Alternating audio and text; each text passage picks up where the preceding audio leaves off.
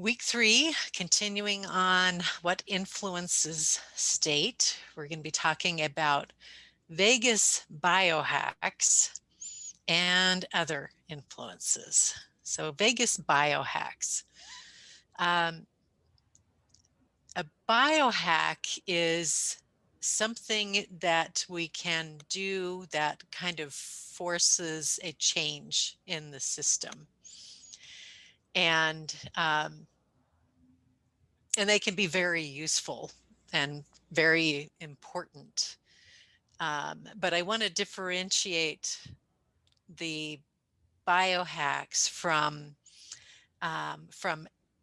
changing patterns and having self-awareness and understanding what's going on in your system and working with that. So if you look up vagus nerve on the internet, you will come across a lot of stuff about biohacks, things to do to stimulate your vagus nerve. And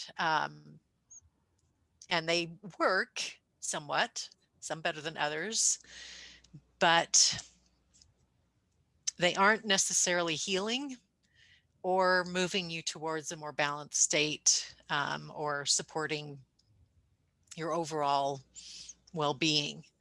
So I want to talk about some more of what's going on here with these. Oh, and I did want to say too, coming back to that jar analogy, um, biohacks are taking balls out of the jar. So they might help you shift state.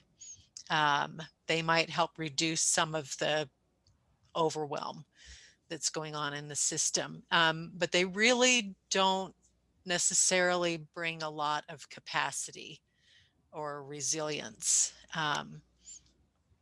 So you just want to be aware of that and how you're using them, and if that promotes the overall well-being as you're doing those things. Can I just add one thing to that? Yeah.